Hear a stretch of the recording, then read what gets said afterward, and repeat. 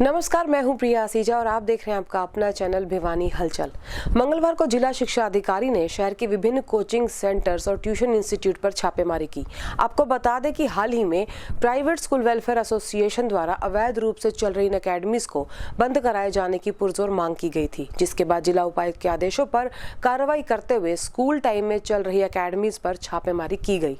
जिला शिक्षा अधिकारी रामतार शर्मा ने बताया कि गत दिनों उपायुक्त को लिखित में शिकायत दी गई थी कि शहर में इन एकेडमी के द्वारा कार्रवाई की जा रही है। आदेशों की पालना करते हुए आज शहर की एकेडमी में छापेमारी की गई, जिसमें शिक्षा अधिकारी ने मौके पर देखा कि इन एकेडमीज़ में स्कूल टाइम में कक्षाएं लगाई जा रही हैं, जो कि सरासर गलत है। अब इन एकेडमीज़ को नोटिस दिया जाएगा। वहीं उन्होंने बताया कि प्राइवेट स्कूल वेलफेयर एसोसिएशन ने उपायुक्त को ज्ञापन भी सौंपा था। उन्होंने उपायुक्त से मांग की थी कि शहर में बड़ी संख्या में अवैध रूप से कोचिंग एकेडमी चलाई जा रही हैं। इन एकेडमीज को सरकार या शिक्षा विभाग से कोई मान्यता प्राप्त नहीं है। ये एकेडमीज पेरेंट्स को झूठ बोलकर बच्चों के दाखिले कर लेती हैं और मोटी रकम वसूल करती हैं। शिकायत हमें प्राप्त हुई थी कि जो भिवानी के अंदर कोचिंग एकेडमी है उसके अंदर रेगुलर स्टूडेंट जो है ना वो आ रहे हैं। तो हमने कुछ coaching academy 4 coaching academy visit की हैं, तो उनमें सभी में ये पाया कि स्टूडेंट जो है ना रेगुलर क्लासों के स्टूडेंट जो कोचिंग एकेडमी में मिले। ये हमारे लिए जो है ना सीरियस कंसर्न का विषय है कि स्कूल के बच्चे स्कूल छोड़कर कोचिंग एकेडमी में पढ़ाई कर रहे हैं, तो स्कूलिंग तो उनकी हो ही नहीं पा रही। तो सर आगे क्या रहेगा या कानून के मुताबिक क्या कानूनी कार्रवाई?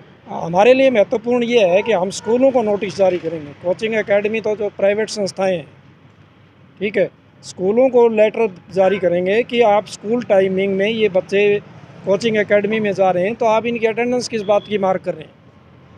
ये आपके स्कूल में होने चाहिए, इनकी उपस्थिति सुनिश्चित करें। और कोचिंग एकेडमी को भी हम जो है ना एक नोटिस भिजवा रहे हैं कि ये स्कूल टाइमिंग में रेगुलर जो स्टूडेंट हैं वो यहाँ पर ना पढ़ाएँ। हमने कुछ रैंडमली जो है ना वो पता किया है, ये तो सारा डेटा इकट्ठा करना संभव नहीं है, लेकिन हमारे लिए महत्वपूर्ण ये है कि ये बात देखना कि क्या कोचिंग एकेडमी में रेगुलर विद्यार्थी आ रहे हैं या कोचिंग लेने के लिए स्कूल समय के बाद आ रहे हैं, या जो ड्रॉपर बच्चे हैं जो पीएमटी वगैरह की तैयारी कर रहे हैं। तो हमारे लिए ज़्यादा कंसर्न की बात ये है कि स्कूल गोइंग रेगुलर स्टूडेंट जो है ना वो कोचिंग एकेडमी में आ रहे हैं, तो उनको रोका जाए। प्रदेश सरकार द्वारा केजरीवाल के लिए अभद्र भाषा का प्रयोग किए जाने के विरोध में आप पार्टी के जिला अध्यक्ष ने एक प्रेस वार्ता का आयोजन किया। इस दौरान उन्होंने अपनी एक विधायक एक पेंशन की मांग को सही बताते हुए उसे दोबारा दोहराया और इस मांग पर प्रदेश सरकार के तिल मिलाने की बात भी कही। इस अवसर पर जिला अध्यक्ष दलजीत तालू ने कहा कि हरियाणा में सबसे ज़्यादा बेरोजगारी है। पूरे हिंदुस्तान में अगर भारत सरकार के आंकड़े निकलते हैं तो सबसे ज़्यादा बेरोजगारी हरियाणा में है। हरियाणा में भ्रष्टाचार चरम सीमा पर है।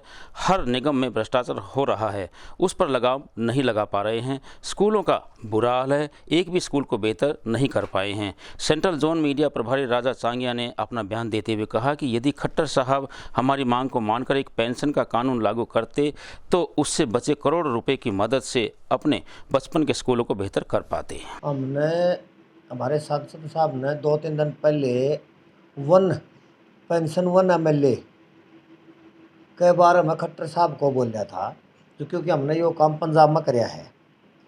तो खट्टर साहब बौखला गया कि भाई आम आदमी पार्टी वाले तो मतलब पागल हो गए, सपने लेने लग गए। लेकिन हमारा कहने का मतलब ये था, अगर खट्टर साहब यो पेंशन 1 MLA कर देते तो हमारे हरियाणा के स्कूलों की हालत इतनी बदतर है, वो ठीक हो जाते पैसे बचते तो।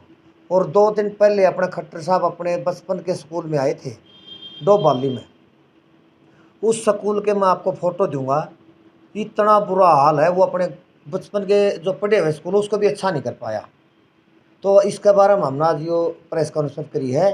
भाई हम तो ये कहा खट्टर साहब ने, अगर एक पेंशनर 1 MLA वाली बात चल जा तो हरियाणा का फ़ायदा हो जाए, पैसे बच जाए। उन पैसे से बढ़िया हॉस्पिटल बन सके हैं, जो कि इलाज कराने के लिए दिल्ली में जाना पड़ता लोगों को। ये खट्टर सरकार है ना, खटारा सरकार होगी। तो मैं एक बार फिर यही कहूँगा कि पेंशन 1 MLA लागू करे, नहीं तो बहुत जल्द आने वाला टाइम में आम आदमी पार्टी की सरकार आने वाली है और ये हम करके दिखाएंगे। देश में 185 करोड़ से भी ज्यादा वैक्सीनेशन कराए जाने के लिए आज भाजपा युवा मोर्चा ने धन्यवाद मोदी जी कार्यक्रम चलाया। युवा मोर्चा जिला अध्यक्ष राहुल के नेतृत्व में चले इस कार्यक्रम के तहत शहर के लोगों को वैक्सीनेशन के लिए जागरूक भी किया गया। कार्यक्रम के तहत देश में 185 करोड़ से भी ज़्यादा वैक्सीनेशन करने के लिए आदरणीय प्रधानमंत्री नरेंद्र मोदी जी का धन्यवाद किया गया और भिवानी शहर में लोगों को जागरूक किया गया। किस तरह से आदरणीय मोदी जी ने नेतृत्व में देश में कोरोना की लड़ाई लड़ी थी। इस अवसर पर जिला अध्यक्ष भाजपा श्री शंकर धूपड़ जी का भी मार्गदर्शन मिला। इस अवसर पर मोर्चा महामंत्री मोक्ष कक्कड़, जिला उपाध्यक्ष प्रमोद सांगवान, जिला उपाध्यक्ष बंटी कैरू इत्यादि उपस्थित रहे।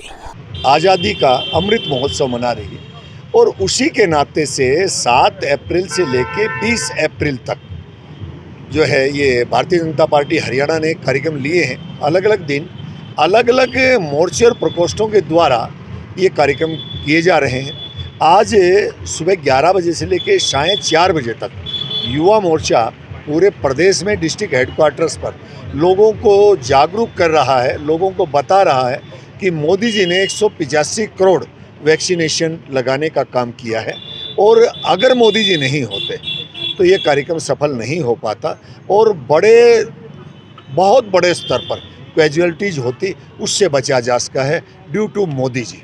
मोदी जी को मैं धन्यवाद कहूँगा और अलग अलग जो लोग हैं वो उनको पत्र भी लिखेंगे और मोदी जी को धन्यवाद कहने के लिए लोग जो है आज बड़ी संख्या में चला रहे हैं। राहुल शर्मा के नेतृत्व में ये कार्यक्रम चलाया जा रहा है। आज आदरणीय नरेंद्र मोदी जी के नेतृत्व में जिस तरह पूरे देश में 185 करोड़ प्लस लोगों को वैक्सीनेशन किया गया है, जैसा कि आप सबको ही पता है, हम टीवी के माध्यम से देख रहे हैं कि पूरे विश्व में तीसरी लहर में इंग्लैंड जैसे देशों में भी किस तरह से लोग मर रहे हैं, लेकिन हमारे देश में तीसरी लहर ना के बराबर है।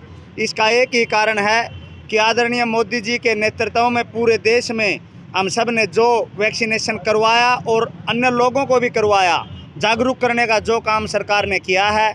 आज युवा मोर्चा जिला भिवानी की पूरी टीम, सभी पदाधिकारी व सभी कार्यकर्ता नरेंद्र मोदी जी का धन्यवाद करते हैं। नागरिकों की समस्याएं जानने और समाधान के लिए मंगलवार को स्थानीय पंचायत भवन में खुला दरबार लगाया गया। जिला प्रशासन द्वारा आयोजित इस दरबार में वार्ड नंबर 11 से 20 तक की समस्याओं को सुना गया और समाधान को लेकर जिला उपायुक्त द्वारा विभिन्न विभागों के कर्मचारियों की कमेटी का गठन भी किया गया। जिला उपायुक्त डॉक्टर आर.एस. ढिल्लों के निर्देशानुसार इन सभी अधिकारियों ने मंगलवार को पंचायत भवन में खुला दरबार लगाया। सभी अधिकारियों ने शाम 4 बजे तक समस्याओं की सुनवाई की। इस दौरान पीपली वाली जोहड़ी, टिबा बस्ती, हनुमान ढाणी क्षेत्र के लोगों ने अधिकारियों को बताया कि उनके क्षेत्र में पर्याप्त पेयजल की आपूर्ति नहीं हो रही है, जिससे लोगों को पानी की किल्लत झेलनी पड़ रही है। इसी प्रकार से शांतिनगर व वाल्मीकि बस्ती के लोगों ने भी उनके क्षेत्र में सीवरेज पाइपलाइन जाम होने की समस्या रखी। खुले दरबार में इस कमेटी के नोडल अधिकारी एवं जन स्वास्थ्य विभाग के पेयजल से संबंधित SDO Praveen Jangra, JE Brajesh Jawla, sewerage से संबंधित एसडीओ सूरज प्रकाश जैन व जेई विनीत कुमार व बिजली निगम के एसडीओ ने लोगों की समस्याएं सुनी। इस कमेटी के नोडल अधिकारी एवं जन स्वास्थ्य विभाग से पेयजल से संबंधित एसडीओ प्रवीण जांगड़ा ने बताया कि वार्ड नंबर 21 से 31 तक के लोगों की समस्याएं सुनने के लिए पंचायत भवन में सुबह 10 बजे से सायं 4 बजे तक खुला दरबार लगाया जाएगा। उन्होंने नागरिकों से अपील की है कि वे उनके क्षेत्र से संबंधित समस्याओं के बारे में खुले दरबार में आकर बताएं ताकि उनकी समस्याओं का समाधान किया जा सके। मैं हरी सिंह सांगवान बैंक कॉलोनी त्रिवेणी जोड़ी के पास से बोल रहा हूँ। ऐसा है कि हमारे को प्रॉब्लम ये है कि सीवर और पानी की लाइन डाली जा रही है, उसके अंदर वो अधूरा काम छोड़ करके और वो गड्ढे बने हुए हैं। बच्चों को आने जाने की प्रॉब्लम होती है, न कोई व्हीकल निकलता है न कोई और कुछ। जो बाइक जाती हैं वो भी उबड़ खबड़ जगह से होते हुए नुकसान ही होता है। मतलब यानी कि हर चीज़ का नुकसान ही है, पैदल चलने वालों के लिए भी नुकसान है और जो व्हीकल वाले हैं उनको भी नुकसान है। नुकसान के सिवाय कुछ नहीं। सबसे ज़्यादा मोटी प्रॉब्लम है बच्चों की। वहाँ स्कूल की वैन नहीं आती और बच्चों को काफ़ी दूर पैदल जाना पड़ता है इस गर्मी के मौसम में, तो इसलिए आने जाने में काफ़ी दिक्कत है। ना साधन का कोई रास्ता है ना और धूल मिट्टी इतनी ज़्यादा डस्ट हो रही है कि वहाँ पे निकलना भी दुश्वार हो गया। मंगलवार को अतिरिक्त पुलिस अधीक्षक ने यातायात प्रभारी सहित नगर के रोहतक चौक का निरीक्षण किया। इस दौरान उन्होंने वहां यातायात व्यवस्था ठीक करने के लिए जेब्रा क्रॉसिंग बनाने, पार्किंग व्यवस्था ठीक कराने और अतिरिक्त कर्मचारी नियुक्त करने के आदेश भी संबंधित अधिकारियों को दिए।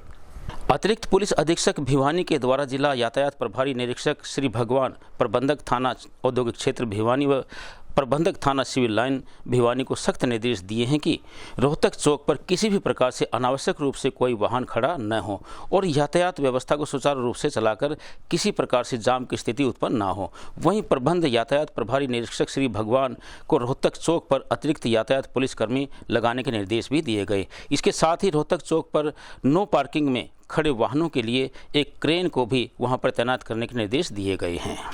नगर परिषद के बाहर जन संघर्ष समिति का धरना आज दूसरे दिन भी जारी रहा। आपको बता दें कि नगर परिषद घोटाले की उच्च स्तरीय जांच सहित अपनी अनेक मांगों को लेकर समिति द्वारा अनिश्चितकालीन धरना शुरू किया गया है, जिसे आज युवा कल्याण संगठन और आम आदमी पार्टी प्रवक्ता ने भी अपना समर्थन दिया। गौरतलब है कि कल से विभिन्न मांगों को लेकर नगर परिषद जन संघर्ष समिति ने अपना अनिश्चितकालीन धरना शुरू किया था, जिसको आज दूसरा दिन हो गया है। आज धरने को युवा कल्याण संगठन के प्रधान कमल सिंह ने अपना समर्थन दिया। इस मौके पर आम आदमी पार्टी के प्रदेश प्रवक्ता ललित अग्रवाल ने भी इस धरने को अपना समर्थन दिया और सभी ने कहा कि जब तक नगर परिषद घोटाले में संलिप्त लोगों के खिलाफ उचित कार्रवाई नहीं होगी तब तक यह अनिश्चितकालीन धरना जारी रहेगा। उन्होंने कहा कि सरकार छोटी मछलियों को पकड़कर बड़ी मछलियों को बचाना चाहती है। उन्होंने कहा कि इस मामले की जांच सीबीआई या फिर किसी हाई कोर्ट के सिटिंग जज के समक्ष इस मामले की कार्रवाई होनी चाहिए। देखिए, लगातार हमारे जो एमसी है ईश्वरमान के नेतृत्व में तमाम संगठन पूरे भिवानी जिले की 36 बिरादरी, हमारी एक ही मांग है कि जितने भी भ्रष्टाचारी हैं वो असली चेहरे सामने आने चाहिए और जब तक सारे भ्रष्टाचारी जिनके नाम है या सरकार जिनको पकड़ना नहीं चाहती, हम चाहते दूध का दूध पानी का पानी हो और जितने भी दोषी हैं इसके अंदर सब शामिल होने चाहिए, क्योंकि ये खाली एक चेक का घोटाला नहीं है। यहाँ हर तरह के घोटाले, नकली रसीदों का घोटाला, गलत जमीन चढ़ा दी गई है, सरकारी ज़मीनों को प्राइवेट मालिक बना दिए गए हैं, तो लंबा चौड़ा घोटाला है। मैं मानता हूँ कम से कम 500-700 करोड़ का घोटाला है। तो इसमें खाली ये नहीं है कि 2-4 आदमी सम्मिलित हों, इसमें पूरी सरकार शामिल है। इसमें कौन शामिल है?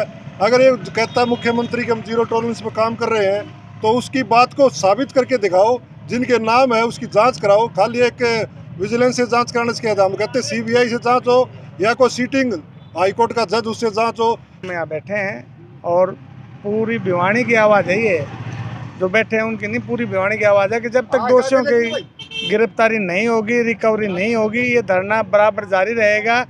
और हम जो है यहाँ नहीं, इससे आगे भी धरना हम कहीं देंगे, लेकिन पीछे नहीं हटेंगे। हमने एक एक जो हमारी ग्रांट आई है उसका हिसाब किताब चाहिए। समझ में नहीं आएगा ये मतलब सरकार का और प्रशासन का, मतलब इसका इतना बुरा हाल कर रखा है, सारा कचरा दफना दिया गया है। जो मतलब पहले शिकायत से पहले इतना कचरा की सटाई करते थे 30,000 टन की, और 700 टन करते हैं। मतलब पहले 30,000 कैसे करते थे? ये मतलब कौन सी मशीन थी ये वो चली गई, या उस मशीन को ज़्यादा चढ़ गया, या गर्मी लग गई भी कम क्यों कर है वह मशीन। दूसरी बात एक और मेरी मतलब हरियाणा सरकार प्रशासन शासन से अनुरोध है, पिछले 5 वर्षों में नगर परिषद भिवानी में कौन कौन सी स्कीम से, कौन कौन से डिपार्टमेंट से कितने पैसे यहाँ पर भेजे गए, चंडीगढ़ से यहाँ पैसा भेजा गया, उस पैसे का सारा हिसाब चाहिए। सरकार ने पूरा चिट्ठा निकाल कर, सफ़ेद चिट्ठा निकाल कर बताना चाहिए, इतने करोड़ फलानी की ग्रांट से, इतने इतने से, और कचरा पॉइंट में कितने दिए सारे खा गए। इसकी मतलब खुदाई करके सभी भिवानी शहर के जो मौजूद आदमी है, जो यहाँ बैठे और बुला लो, पार्षद बुला लो, और खुदाई करके दिखाओ, सारा तले दाब दिया, सारा कचरा तले दाब दिया। क्यों दाब्या वो? अरे डीसी साहब, रेडी साहब उसकी कोई सुनवाई नहीं कर रहे, रोज एक हफ्ते में दरखास्त दिया हुआ, कोई सुनवाई नहीं कर रहे। मंगलवार को महात्मा ज्योतिबा फूले की जयंती स्थानीय भाजपा कार्यालय में हर्षोल्लास से मनाई गई। भाजपा के ओबीसी मोर्चा द्वारा आयोजित इस कार्यक्रम में महात्मा ज्योतिबा फूले को पुष्पांजलि अर्पित कर उन्हें याद किया गया और उनके जीवन पर भी प्रकाश डाला गया। तोशाम बाईपास पर स्थित भाजपा के जिला कार्यालय में महात्मा ज्योतिबा फूले की जयंती भाजपा के ओबीसी मोर्चा के वरिष्ठ पदाधिकारियों व कार्यकर्ताओं द्वारा धूमधाम से मनाई गई। इस अवसर पर वरिष्ठ कार्यकर्ताओं व उनके मित्रों द्वारा महान आत्मा को अपनी श्रद्धांजलि दी और अपने प्रिय नेताओं के विचार सुने। इस अवसर पर ओबीसी भाजपा मोर्चा के जिला अध्यक्ष ओम प्रकाश वर्मा व उपाध्यक्ष राजकुमार सैनी ने भी महात्मा ज्योतिबा फूले के जीवन चरित्र पर प्रकाश डाला। आज का जो कार्यक्रम है, एक महापुरुष जिन्होंने दलित, पिछड़ा, वंचित लोगों के लिए आवाज़ उठाई और शिक्षा का रास्ता दिखाया। आज उस महापुरुष राष्ट्रपिता महात्मा ज्योतिबा राव फुले की जयंती का आज आयोजन भिवानी ओबीसी मोर्चा की टीम की तरफ से किया गया है और पूरे हरियाणा में ओबीसी मोर्चा हरियाणा जो है वो बूथ स्तर तक लेकर जो है इस कार्यक्रम का आयोजन कर रहा है। इसी कड़ी में आज ये जयंती समारोह मनाया। भारतीय जनता पार्टी की सरकार करने के बाद एक बहुत बड़ा डिसीज़न मुख्यमंत्री जी ने और प्रधानमंत्री जी ने लिया कि जितने भी महापुरुष है, चाहे वो किसी भी जाति से है, किसी भी वर्ग से संबंधित है, उनकी जयंती सरकार मनाएगी। इसी क्रम में आज जो अपनी जो जयंती मना रहे हैं महात्मा ज्योतिबा फुले की जयंती, उनको पूरे राष्ट्रीय स्तर पर मनाया जा रहा है। पूरे भारत के अंदर भारतीय जनता पार्टी अपने कार्यकर्ताओं के माध्यम से सभी मिलजुल कर, ना उसमें कोई जाति का बंधन है, ना कोई किसी वर्ग का बंधन है, पूरी पार्टी मिलकर महात्मा ज्योतिबा फुले जी की जयंती मना रहे हैं। महात्मा मनोहर लाल जी ने पहले भी अपना रविदास जी की जयंती भी मनाई है, वाल्मीकि जी की जयंती मनाई है। तो इसी प्रकार जैसे मोदी जी ने भी मन की बात जो कहा था, उसमें उन्होंने विशेष तौर पर जिक्र किया था कि भाई भारतीय जनता पार्टी के सभी कार्यकर्ता 11 अप्रैल को महात्मा ज्योतिबा फुले की जयंती मनाए और 14 अप्रैल को अंबेडकर जी की जयंती मनाए। देखिए, सबसे पहले तो आज मैं महात्मा ज्योतिबा फुले जी की जयंती के ऊपर सभी साथियों को बधाई देना चाहूँगा और मैं तो सिर्फ यही कहना चाहूँगा कि ऐसे महापुरुषों से हमें बहुत कुछ सीखने को मिलता है। ऐसी जयंतियाँ समय समय पर मनाई जानी चाहिए ताकि समाज के अंदर एक अच्छा संदेश जाए और ये ऐसी जयंतियाँ के लिए कार्यालय स्तर पे नहीं है बल्कि गांव के अंदर भी मनाई जानी चाहिए ताकि गांव के अंदर भी इनसे जो बच्चे देखेंगे तभी कुछ सीखेंगे। तो ऐसी जयंतियाँ मनाने से बच्चों के अंदर भी एक अच्छा संदेश जाता है और समाज के अंदर भी एक अच्छा आज एक ऐसा अवसर है हमारे सामने कि हमारे दलितों के, पिछड़ों के, आदिवासियों के, महिलाओं के लिए जिन्होंने रात दिन जो है उन्होंने अपने पूरा संघर्ष करके अपना जीवन लगाया, ऐसी एक महान विभूति का आज जन्म दिवस है। उसके लिए आज भारतीय जनता पार्टी एक ऐसा प्लेटफॉर्म है जहां पर किसी भी जो भी महापुरुष हैं, चाहे वो किसी जाति वर्ग किसी धर्म से हों, सभी को सम्मान स्वरूप जो है उनकी जयंती सेलिब्रेट करती है। और इसी के साथ दीजिए हमारी पूरी टीम को इजाजत। बने रहिए भिवानी हलचल के साथ।